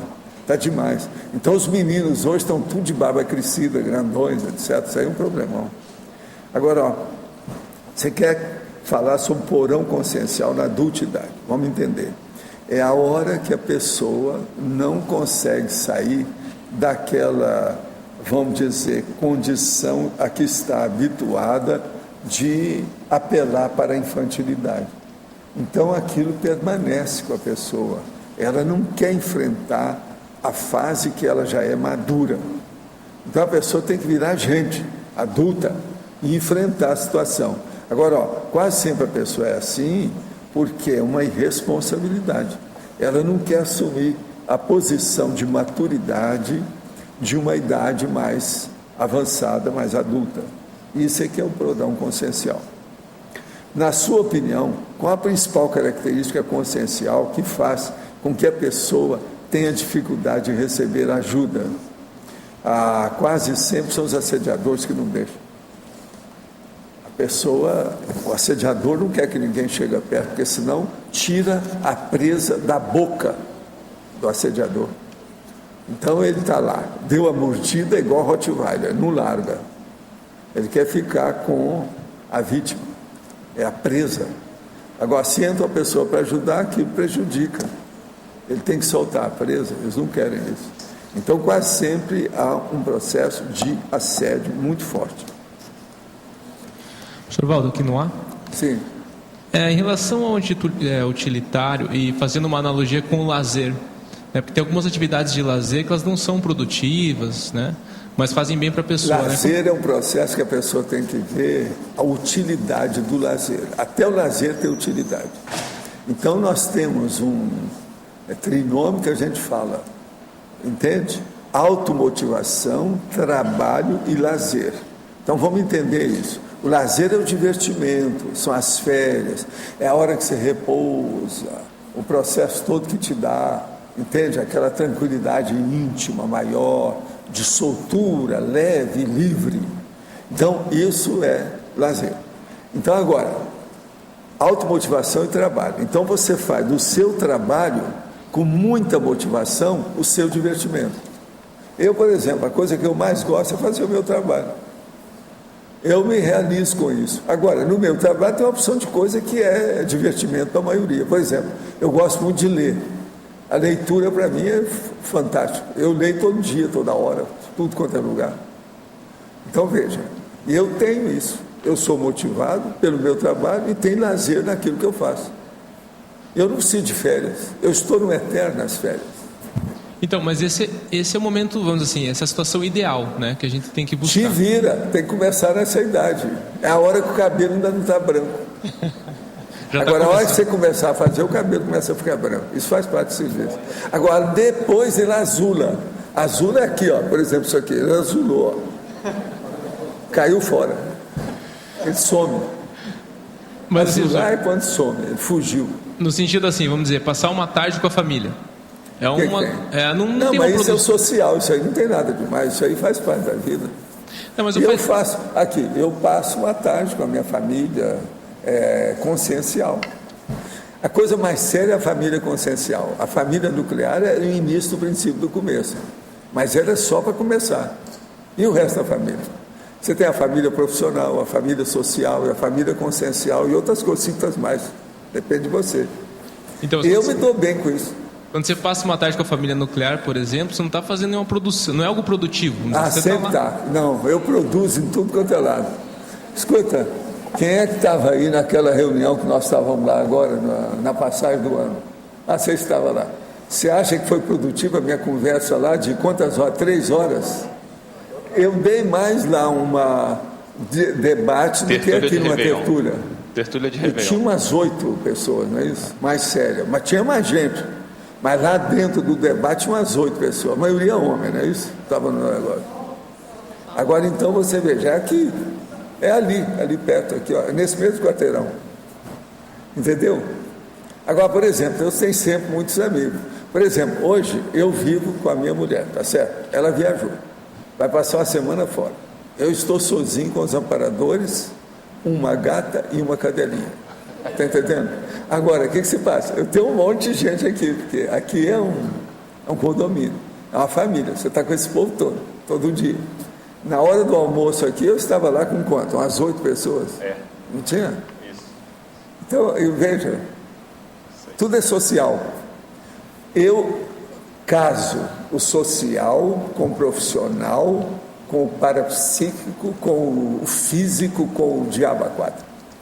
Vamos casando tudo isso. E eu me sinto bem. Entende? Pergunta para o povo com quem convive comigo, como é que eu sou. Eu sou um cobaia para você estudar. Esse velho careca aí, como é que ele é? Pergunta por aí que eles vão te falar. Como é que é o velho careca aí? O que você acha do cara? Vê como é que é. Agora, ó, entra desancando, você tem que criticar a coisa, heterocrítica, senão não adianta nada. Você não fica pensando que eu fico conversando só abobrinha, não. Lá mesmo eu falei umas verdades daquela que abalou o coreto lá, da opção de gente. Os caras ficaram tudo, não, vamos com calma. Você entende? Então isso faz parte do serviço. Agora, você não é artista não, né? Não, pois nessa vida não. Você já viu que ele parece com aquele cantor brasileiro, aquele compositor nosso? Olha lá, olha para ele. Já te falaram, né? Que você é a cara dele, né? Eu conheço o cara, Ivan Lins. Você, sabe, separados ao nascer. Um foi para um lado, o outro foi por outro. Separado e intermissivo. Mas é Ivan Lins. Preciso que você vê aí. Dá uma música para ele. Tira o tom aí. De novo. O povo deve te chatear, né, com ele, não deve? De vez em quando eu te falo, não falo? Que é a cara dele. Agora, veja, ele também tem um certo biótipo. O biotipo é mais ou menos igual ao cabelo, aquelas coisas lá. Então você tem que fazer agora o seu tipo para você deixar o Lins. Sabe como é que é? Não tem outro jeito. Cada um faz o que pode, né? Agora, ele chegou primeiro. Ele é mais velho, né? O processo todo é esse. Agora, eu já ouvi assim pessoalmente. Realmente se parece com você. Você parece com ele. É você que parece com ele, porque você chegou depois. Mas quem é que está falando? Letra aí? A, aqui em cima. Na segunda página, trinomiologia. Sim. O trinômio falta, falha, falência. Será que o senhor podia abordar um pouco? Falta, falha e falência. Aqui é o processo da literação. É fal. Você já viu, né? Falta, falha e falência. Fal. A literação é feita quase sempre por uma sílaba ou um pedaço da palavra, etc. Às vezes mais de uma sílaba. No caso aqui, ela é perfeita, a literação. Agora, falta. A falta é aquilo que faltou, é uma coisa ausente. A pessoa deixou de fazer alguma coisa. Agora, a falha, ela falhou. Na hora que ela ia aplicar, ela errou na aplicação. Isso é uma falha. Agora, depois, ela tem a falência. Em vista disso, faliu tudo, a coisa foi tudo por água abaixo, ela perdeu todo o esforço que ela estava fazendo. Então, isso é um fato. Falta, falha, falência. Isso é um trinômio. Quase sempre ele é patológico. Eu não coloquei aqui. Só coloquei a literação para a pessoa pensar. Mas ele quase sempre é patológico. Ele é nosográfico, ele é negativo. E nesse caso, essa relação com um verbete anti-utilitário, né? Como é que fica? Qual que é a relação que o senhor fez para estar colocando esse trinômio? Não, aqui é porque o verbete, em primeiro lugar, ele é nosográfico e é anti-utilitário. Então vamos só pensar. A pessoa tinha um objeto para ela aplicar, mas na hora que precisou, ela foi olhar, o objeto estava quebrado, ela não viu. O instrumento que ela ia usar não deu. Com isso, então, ela falhou. Anti-utilitário. E aquilo, na hora que precisava do negócio, o negócio não funcionou. Tem um monte de gente assim com o próprio carro. Ele acerta o carro, acerta tudo. O dia que ele tira da garagem, passou muito tempo, o carro não sai da garagem. Aí tudo vem por água abaixo, todos os planos que ele fez. Ia fazer uma viagem, vai ter, o negócio deu para trás. Uma pessoa que vai fazer uma viagem e que faz 10 dias que não esquenta o carro na garagem, essa pessoa não deve fazer a viagem nunca, principalmente dirigindo. Isso é óbvio. Você entendeu? Eu estou dando um exemplo, umas coisas bem práticas, objetivas, da hora. Mas, tem coisa muito mais sutil nisso, tá? Coisa mais séria. E hora é quando falha, quando a pessoa tem que estar enfrentando uma plateia, uma audiência, né, um auditório, a situação é pior. Tá ok? Ok, obrigado. Professor Baldo. Lapsus, pois é. Professor Baldo, viu na interdisciplinologia que holomaturologia está repetido? Eu já vi que está, já no viu? fim. E outra coisa também, na antagonismologia está auto-imesa, prioridade, está faltando uma barra. Isso. E você também está faltando, porque você está fora da sua cadeira é aquela ali. Faz um mês que você tem vindo sempre sentado ali. Eu estou de olho em você. Estou de olho em você. Agora eu sei que você saiu daí para ficar junto da Rosa. Eu sei. Você está perdoada. Valdo, aqui não vê. Aqui. No início da tertúlia você comentou sobre a questão da depressão. Você falou do mega assediador. O que a gente pode pensar assim? Essa pessoa, esse mega assediador tem a ver com o passado dela? Sempre. Quase sempre o processo vem de vidas anteriores. Vamos supor, uma moça igual você, quer dizer, uma princesa, é a bela adormecida do bosque que acordou. E uma pessoa dessa fica com depressão, aquilo não pode ser da pessoa. Tudo é a favor da pessoa. E ela entra naquilo, você vê que o processo é do passado. Entende? Essas coisas tudo tem. E outra coisa, é muita mulher e moça com depressão. É mais do que a gente pensa. E o que você indica para essas pessoas fazerem?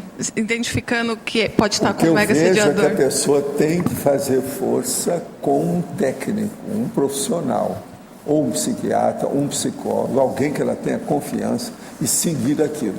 Mas isso é a coisa prática, objetiva que todo mundo faz. Mas a coisa mais séria não é isso não. É ela melhorar o hábito de pensionizar, o modo dela pensar. Ela vê o que ela tem na vida, valorizar o que ela já recebeu na vida, entende? Porque quase sempre a pessoa tem um monte de coisa e ela não sabe usar aquilo, ela não aplica aquilo que ela tem. Então ela tem que valorizar o patrimônio que ela recebeu para retribuir aquilo para a humanidade. E começar a pensar nos outros e não nela. Por quê? Depressão quase sempre é processo egóico. A pessoa está pensando em si mesma. É aí que os assediadores entram. Entende? Então eles entram carregando naquilo para fazer injustiça, mostrar injustiça. Veja o que está acontecendo, como é que aconteceu isso. Então piora a injustiça. Aquilo então aumenta tudo dentro da pessoa. Vem a mágoa, ressentimento, o ódio, desafeição. É um problemão. É aí que vem a depressão. Outra coisa, a depressão quase sempre a pessoa está se queixando do cosmos. É um queixume imenso de alguma coisa, aquilo desencadeou outra, então ela começa a se queixar de tudo. Tudo está ruim. Então isso é um perigo. Agora, é um problema sério a depressão. A gente tem que estudar muito isso. Entende? Na questão da bipolaridade, a coisa mais séria é a depressão. E a depressão, do jeito que existe, ela pode levar ao suicídio. Então é preciso ser tratado, a pessoa tem que levar isso em consideração. E tem algo que a pessoa possa fazer assim, para assistir esse mega assediador? A melhor coisa que tem, por exemplo, se o povo está aqui, a gente recomenda para começar a entrar nas dinâmicas, mexer com o estado vibracional, e começar a fazer algum voluntariado para ajudar os outros. Se ela começa a ajudar os outros, ela se interessa pelas outras pessoas, ela sai do egão. Porque depressão é um processo egóico. Não adianta querer fugir disso. A pessoa está reclamando porque não fizeram as vontades dela. Alguma coisa tem que ela está reclamando. Essa reclamação é que é o queixume, a queixa. Observa como é a depressão, é isso. E outra coisa, só vê o lado ruim das coisas, das pessoas, dos ambientes, dos assuntos. Quando é assim, entra na distimia, fica com raiva da humanidade, é um problemão. E ela fazendo isso, ela consegue assistir esse mega... Não, a hora que ela começar a ver que os outros estão numa situação pior do que ela vai querer assistir. É aí que entra, aí ela começa a raciocinar. O que falta na pessoa deprimida é reflexão. Agora, de modo geral, a maioria das doenças, o que falta é reflexão. Se a pessoa tiver auto-reflexão, ela começa a se retocar, a melhorar, retificar, melhora tudo. E com o exemplarismo dela, ela assiste o assediador. Ela vai melhorar todo mundo que está em torno. Agora, a depressão é uma das coisas mais deprimentes e depressoras e depressivas que tem. Você tem que lembrar disso. Não é só da pessoa, não, é tudo. Que a pessoa vê, uma irmã vê a outra daquele jeito, fica meio desanimada. Dá um desamo, você está entendendo? É o desânimo. É terrível isso tudo. Agora, às vezes uma pessoa ela pode melhorar demais. Ela passa 3 meses na depressão. Lá pelas tantas ela arranja um incentivo na vida, uma coisa que estimula. Ela começa a ter motivação, ela vira outra pessoa. E ela não vai para outra extremidade, ela não vai ficar super excitada naquilo, não. Ela começa a ponderar, começa a ser comedida, começa a ter harmonia, começa a querer ser mais equilibrada, a coisa muda. Eu já vi muita gente que melhorou da água para o vinho. Outra coisa, nós temos muita gente aqui que já foi deprimido, que eu conheço. Que arranjou alguma atividade e foi fazer assistência. Eu já vi um monte de gente, já chegou aqui e queria suicidar. A depressão já tinha chegado naquele nível, só falava em suicídio. Hoje ninguém falava nisso mais. Acabou tudo. Isso é seríssimo. Então o processo é arranjar o encaminhamento sério. Conosco aqui a gente tem 3 processos: acolhimento, orientação e encaminhamento. Esse povo todo precisa disso, muito disso. A pessoa deprimida precisa de muita assistência. Não, o senhor comentou antes que tem raiz no passado. Às vezes a pessoa Sim. não tem nada e essa raiz é geralmente o quê? A raiz geralmente é o seguinte: a pessoa, por exemplo, ela cometeu uma grande falta na vida transata, mas ela nunca mais se encontrou com aquela consciência que foi a vítima dela.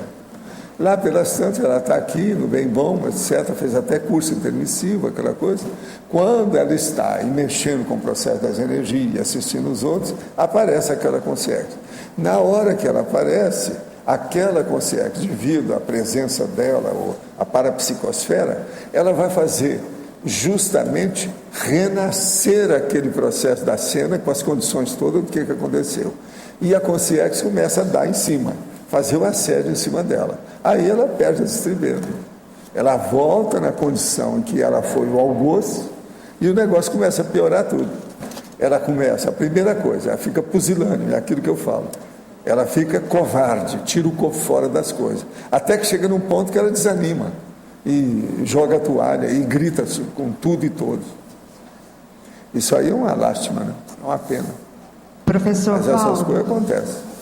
aqui no ar, Luci. Sim.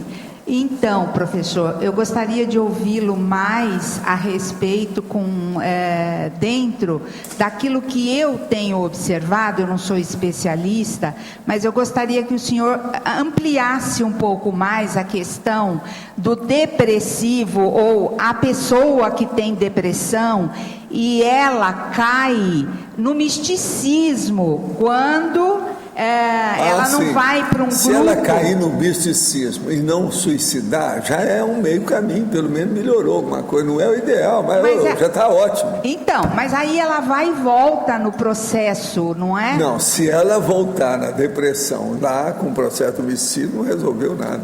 Mas claro. tem gente que não. Ela deixa o fanatismo, deixa a depressão e entra no fanatismo religioso. Isso. Às vezes no fanatismo religioso ela não tem muita força, até é bom, porque não está fazendo tanto mal para os outros. Uhum.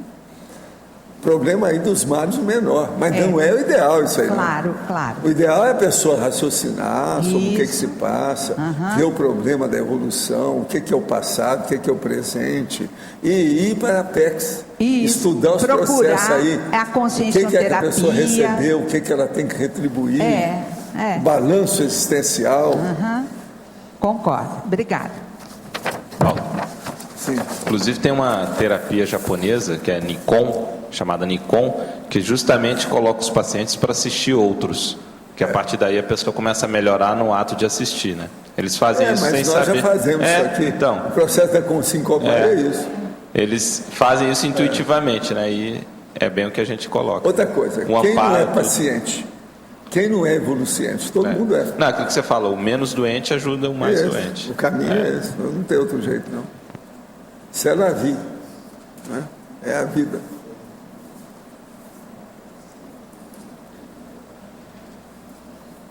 Quem é que está com o microfone? Não tem mais ninguém? Né?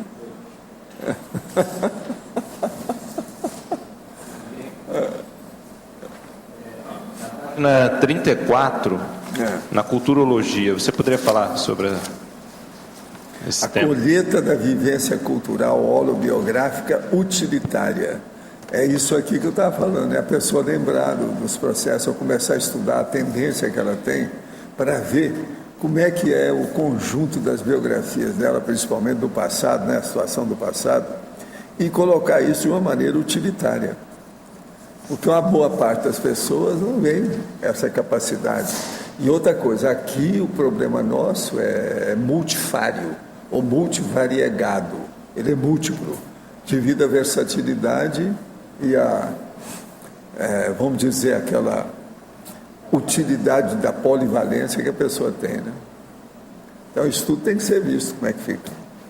Agora, a colheita, a pessoa então vai colher aquilo que ela esteve nas vidas anteriores, o que ela estudou, o que ela conseguiu, ela obteve o quê? É tirar partido disso. Agora, quem começar a estudar isso, se tiver alguma personalidade ou identidade extra, ela vai acabar identificando quem é. É inevitável. Mas uma coisa que acaba um pouco ofuscando isso é a polivalência, né? Dificulta um pouco, porque... A polivalência, ela ajuda muito por um lado e piora muito por outro. Por isso que a gente tem que saber mexer com isso.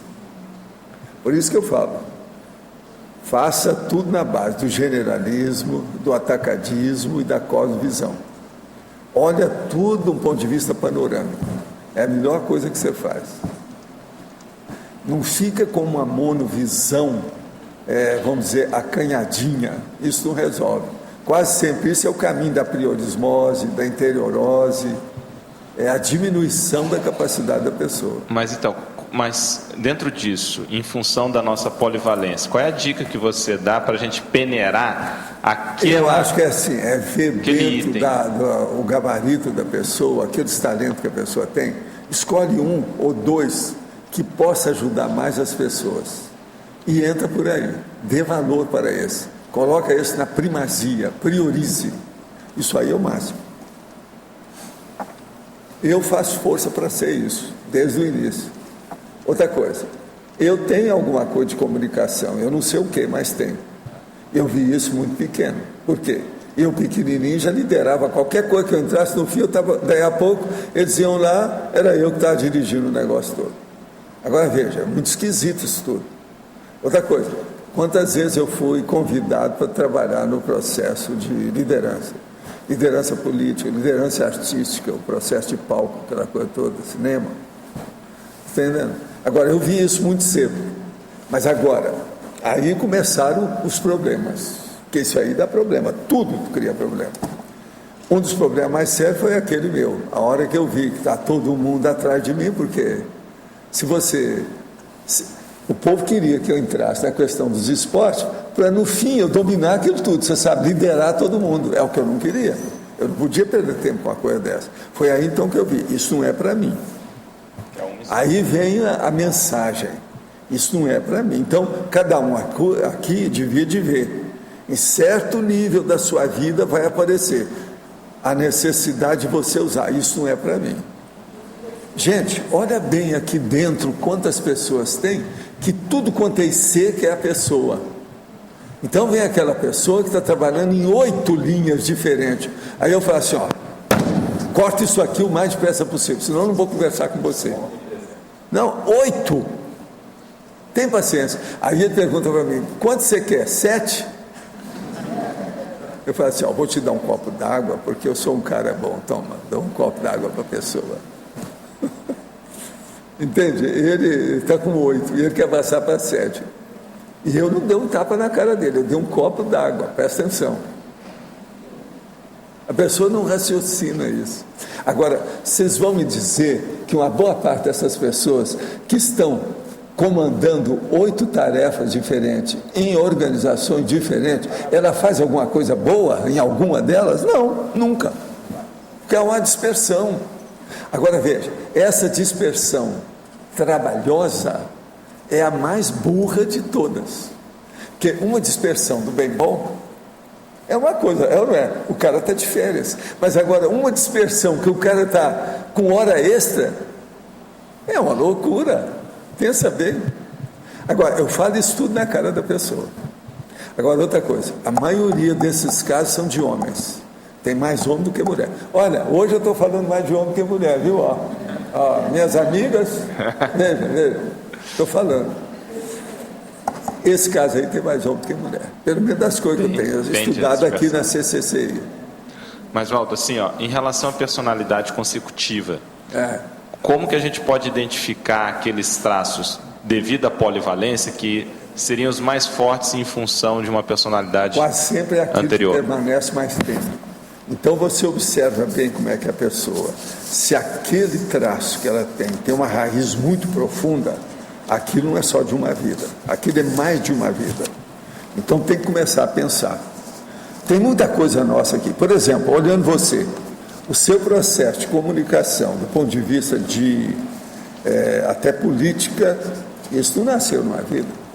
Já pensou quantas vezes você não teve que se mexer por aí, rebolou de tudo quanto é jeito, publicamente? Você é um cara de palanque. Como é que fica? Agora tem que ver o seguinte, o palancoso, a maioria, ó.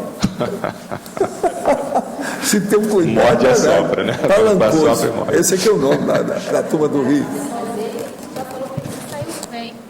No caso do Lógico, falou que ele se saiu bem do palanque. Ele está saindo bem, porque senão eu nunca indicaria a PEX para ele. Não sou louco.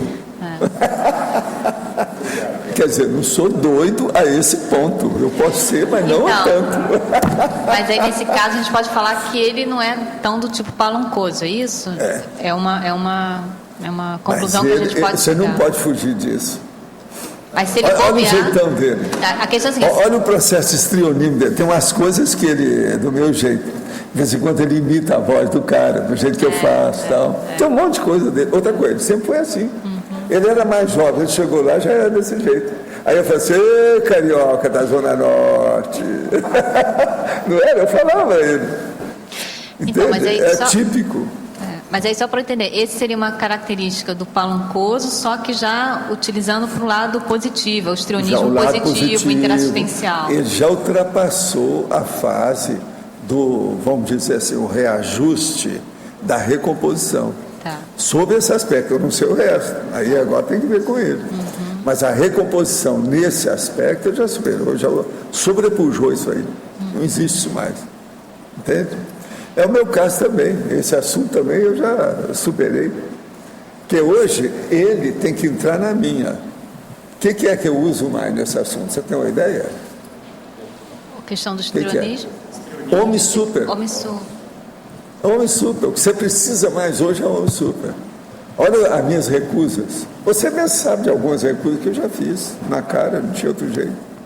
Você vai ter que pensar muito isso. Agora, por exemplo, aquela pessoa das 8 linhas simultâneas, e ela querendo coser, querendo costurar as 8 linhas simultaneamente, essa pessoa, geralmente, ela tem que ponderar isso aí. E tem que fazer o homem super. O ônus do não. Ela tem que aprender isso. Eu falo isso com todo mundo que eu vejo quando chega lá com aquela opção de coisa. E eu peço para a pessoa para colocar no papel. Ela vai pôr, uma por uma, não tem jeito. No papel a gente vê. Mas vem cá, mas você responsabiliza por tudo isso? Sim. Então, num caso, assim, só como pesquisa para uma pessoa. Agora, nesse caso lá, tem um deles que estava muito assim. Eu falei assim: ó, se eu tivesse um revólver, eu ia dar para você, porque a bala deve entrar aqui. Só para levar a pessoa até as últimas consequências para pensar. Você está entendendo? Agora, tem gente que às vezes gosta aqui. Aí depende. Aí a pessoa cai em si. Mas você acha que eu estou tão alterado? Você está tirando o corpo fora da realidade. Você está muito dispersivo demais. Isso é uma loucura. Você está jogando tudo fora. Agora, quando o senhor fala dessas 8 tarefas, são em linhas diferentes ou podem ser em linhas iguais? Não, elas se parecem, mas elas são diferentes. Pensa bem, se uma pessoa entra aqui e ela começa a trabalhar em 8 coisas diferentes, sendo que 5 são 5 ICs diferentes. Nos 6. Só pensa nisso, só essas 5 ICs no meio das 8. Como é que fica? Outra coisa, com responsabilidade. Ela tem cargo lá dentro. Como é que fica? Você acha que ela vai responder bem por 2 delas? Não vai. Mas o que você queria? É só para fechar essa questão. Para eu olhar a questão da personalidade consecutiva, inevitavelmente vai passar por essa condição da comunicação, então. Eu teria que ver personalidades que têm uma comunicação nessa linha mais pública. E aqui isso aí é muito comum. Muito o quê? Muito comum. Aí dificulta. Eu te pergunto, quem é que tinha mais comunicação no feudalismo? Quem é que tinha mais comunicação na monarquia? Quem é que tinha mais comunicação na moyenage, que é a moyenage, que é a Idade Média? Quem é? É lógico, é o povo que estava na ponta, é o povo que tinha educação, é a turma que liderava, é a turma da inteligência. Como é que fica? De modo que vocês têm que assumir o seu passado para acabar com ele. É o que eu tenho feito, força. O que fazer para iniciar a utilização na prática do binômio admiração-discordância no cotidiano? É você admirar e guardar a discordância para você. Na prática, você admira e guarda, na teoria, a discordância. Como realmente admirar e mesmo assim discordar com tranquilidade? É com muito discernimento. Conheça a ideia de discordar da ideia e não da pessoa, mas gostaria que o professor aprofundasse ainda mais. Quem é que quer falar sobre isso? Quer falar alguma coisa sobre isso? Admiração, discordância. Quer saber como é que funciona isso, de que modo que é, o que ele deve fazer, como é que é. Sim, você pode admirar uma pessoa discordando dela, você vê os traços fortes dela, o que ela tem de bom, e pode discordar de valores, de uma série de situações de posicionamentos. Então, você lidar com isso é paradoxal, mas ao mesmo tempo é possível, né? As pessoas não são todas só ruins ou só boas, né? Elas têm os dois lados. Aquilo que a pessoa é boa no comportamento, a pessoa está de acordo. Isso, né? Como é a questão da prisão, internação compulsória e outras reclusões em contraponto com o direito cosmoético de todas as consciências fazer o que bem entende, a liberdade de ir e vir? Olha, as pessoas podem fazer o que bem entendem, desde que ela respeite o direito a outra consciência. Ela pode liberdade de ir e vir, se ela não atravessar as raias e os limites dos direitos da outra pessoa. Esse é que é o caminho. Qualquer um tem que olhar esse direito cosmoético de todo mundo. É assim, nós participamos de uma família enorme, que é a humanidade. E essa é a mais séria delas. A família da humanidade é a última que nós começamos a entender. A maioria começa a entender primeiro o pai e a mãe. Mas isso é apenas uma ponte, uma pinguela, para chegar num ponto que a pessoa vai entender a humanidade inteira. E outra coisa, a humanidade não é bem só a humanidade. Existe a subhumanidade e existe a fito-humanidade. Então, ela tem que conhecer a natureza. É todo o verde, todos os subhumanos e todos os humanos. É assim que a pessoa começa a entender a situação. Senão, ela não vai entender nada. De modo que a natureza não pode ser esquecida na nossa convivialidade. Poderia falar o que puder sobre o serenão esquimó Tenho pensado nele há alguns dias, em sua energia pacificadora, profunda, penetrante. Olha, já faz alguns anos que eu não tenho contato com ele. Agora, o caso dele é o seguinte, ele mora numa ilhota, uma ilha que tem em Montauk Bay. Montauk é naquela fase e área granfina do norte lá, principalmente essa parte aí, é o norte do estado de New York, dos Estados Unidos. Então aquilo já tem gelo e frio já aparecendo lá com o hemisfério norte e principalmente o polo norte. Agora, o que se passa? Lá é um lugar que tem muito peixe, etc. Esse esquimó, ele mora numa dessas ilhas e ele é como se fosse assim, uma aparência de pescador. Mas é pessoa que tem gabarito, que estudou, que tem uma opção de coisa. Agora, a região de Montauk Bay, que eu até já levei gente lá para ver como é que é um dos lugares que tem mais energia positiva nos Estados Unidos, o que é uma coisa rara. Porque o que tem mais que você acha é lugar negativo nos Estados Unidos, em muito lugar. Montauk é positivo. Agora, é só a pessoa ir lá. Se você quer saber alguma coisa dele, o ideal é você ir a Montauk Bay. Agora, guarda dinheiro, porque tudo lá é caro. Tem que ir com calma. Outra coisa, lá é um local que dá furacão. Mas, atualmente, eu não vi nada de furacão naquela área. Pelo menos eu não sei, eu estou meio por fora, não estou atualizado. Eu preciso ficar up to date para falar sobre isso. Agora, outra coisa também. O ambiente lá da natureza é muito rico do mar. O mais não. Lá não tem muito passarinho, não tem nada disso. Porque é o próprio ambiente que às vezes é processo de furacão que dá. E limpa tudo. De modo que talvez isso seja uma das coisas que mantém o óleo pensene com energia positiva, porque limpa tudo. Uma outra coisa, o mar lá não tem poluição. Isso tudo é muito importante pensar. Como é que a pessoa com mega assediador e eventualmente depressiva pode sair desse processo e ainda assistir ao mega assediador? O problema todo é perdoar, entender, caminhar, encaminhar. Então, acolhimento, orientação e encaminhamento. Então, uma pessoa pode fazer isso. E se ela já teve contato na questão de vítima do assediador, ela tem mais gabarito de acessar, de abordar o assediador. Pode falar. Então, não é melhor, ao invés de pertencer a uma IC para determinadas pessoas, dar consultoria em várias? Não, aí já tem uma assim, né? É só a pessoa ir para lá. Chama-se Unicim. A Unicim foi feita para isso. Agora, uma pessoa ela pode participar, por exemplo, de duas aí, sem problema, e funcionar nas duas. Mas agora, 5, 6, 7, 8, não. E aí? É muita coisa. Tem responsabilidade lá dentro, você não acha? Isso é dispersão. Agora, no eu, caso... por exemplo, eu não sou de nenhuma, estou em todas, mas eu sou mais de CAEC. Tá certo? Eu olho mais, porque eu vivo aqui, estou no meio deles, né? Tem que entrar em contato com as coisas o tempo todo. Olha, eu estou procurando lá arranjar as coisas da natureza para trazer, para colocar na porta lá de casa. A porta de CAEC, a entrada de CAEC. A gente está fazendo o que pode. Outra coisa, eu trabalho aqui todo dia, isso aqui são os domínios do CAEC. Tertuliário. Agora, no caso, se a gente tem uma noção do que fez no extrafísico antes de vir para cá, sim. Na última intermissão. As suas tendências muito enraizadas, que isso mostra a sua vida anterior.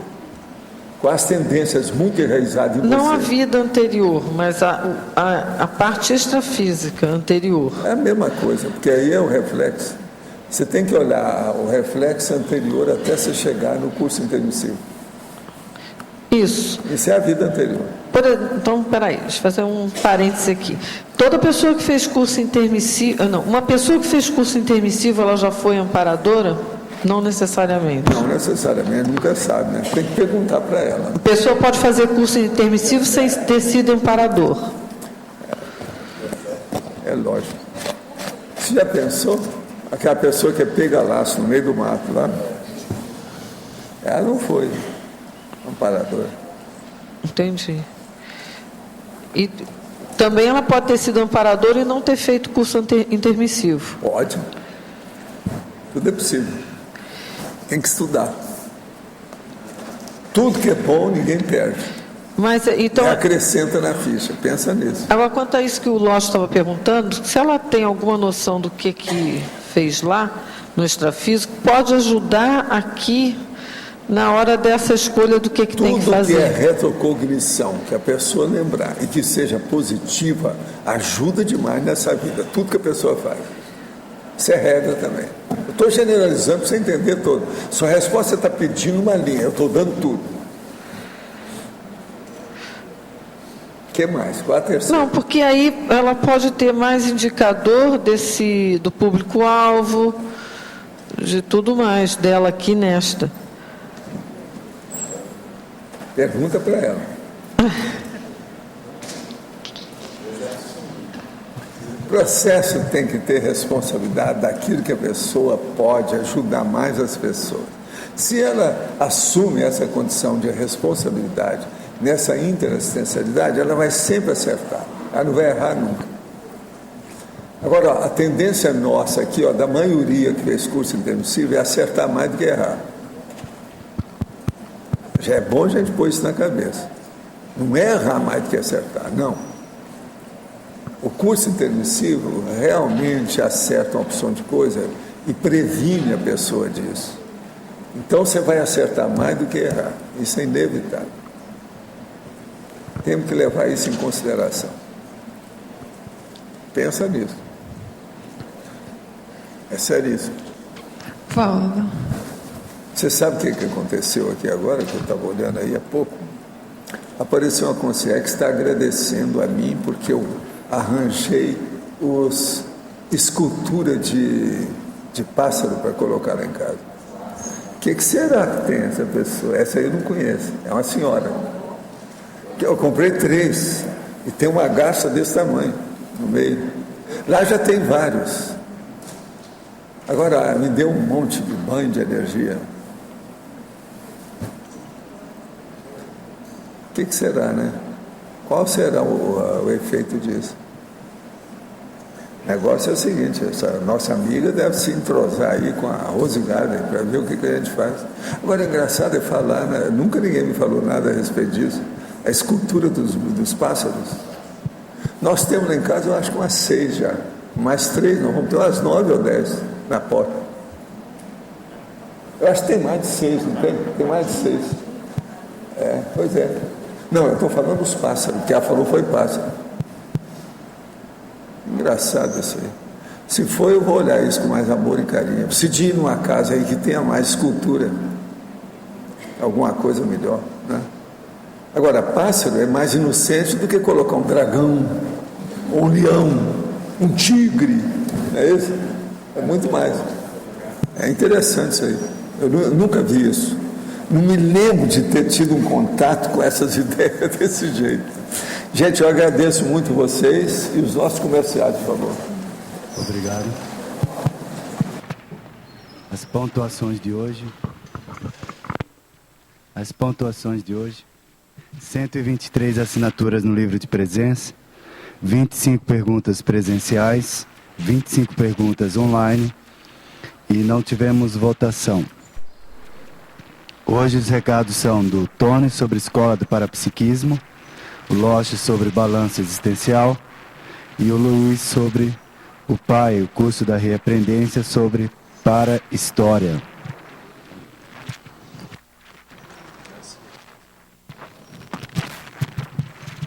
Boa tarde. Em nome do CAEC, nós gostaríamos de convidar todos vocês a participar da Escola de Parapsiquismo, que terá início nesta quarta-feira, agora, de janeiro. A Escola do Parapsiquismo ela tem o objetivo de reunir uma série de disciplinas em torno do estudo do parapsiquismo. Trata-se de uma atividade prática que vai acontecer ao longo de 3 módulos, agora em 2012. E nós chamamos a atenção para as entrevistas com os EPICONs, que são realizadas com os alunos dessa escola, uma série de campos didáticos, onde os alunos participam também, e uma série de autopesquisas que são feitas com planilhas de autopesquisa para dinamizar recins desses alunos desta escola. Então, todos vocês estão convidados.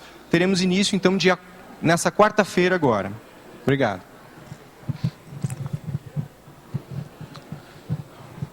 Pessoal, boa tarde. Gostaria aqui de convidá-los para o curso Balanço Existencial, que ocorrerá no próximo mês, agora em fevereiro, entre os dias 18 e 21. Aproveitando a temática de hoje, do anti-utilitário, é um bom momento para que a pessoa faça um balanço para excluir tudo que for anti-utilitário da sua vida. Serão 4 dias de imersão para que a pessoa possa fazer um levantamento de todos os seus acertos, erros, conquistas, realizações e, a partir daí, possa estabelecer um projeto daqui para frente. Então, são em torno de 19 professores com uma série de atividades. E nós gostaríamos aqui de dar destaque para o talk show com o professor Lísias Pires, no qual ele vai abordar o tema da personalidade consecutiva dentro do Grupo Karma, que no caso é a família do professor Valdo Vieira. Então vale a pena, é uma atividade imperdível e contamos aí com a presença de todos vocês. 18 a 21 de fevereiro, aqui na Cognópolis, Foz do Iguaçu. Muito obrigado. Pessoal, boa tarde. A Reaprendência convida a todos os tertulianos e teletertulianos para participarem da nova turma do PAI, o Programa de Aceleração da Erudição. Essa nova turma terá como tema, será uma turma especial sobre história e para história. Então nós abordaremos, serão 9 obras que abordam períodos da história que são períodos importantes e que têm relação também com o grupo da Conscienciologia. Então, alguns exemplos desses períodos que a gente vai tratar. A gente vai falar do Antigo Egito, da China Antiga, Alexandria, a questão do Renascimento, dos Iluministas, dos Cátaros e também o período das 2 guerras mundiais. Além dessas 9 aulas, antes da gente começar o estudo das obras, nós teremos também 3 aulas sobre história, contextualização histórica, linha do tempo da história e aspectos de história e para história. Tá? Para os interessados, o curso tem início dia 5 de fevereiro, são 25 vagas presenciais e nós temos também 80 vagas online. Então, para quem quiser fazer à distância, as aulas ficam gravadas, a pessoa pode baixar essas aulas depois também. Tá? Mais informações na recepção do CAEC ou pelo telefone. DDD 45, o número é 3525-2652.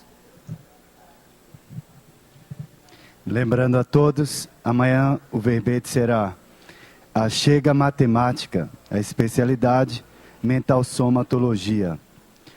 Obrigado pela sua presença e até amanhã.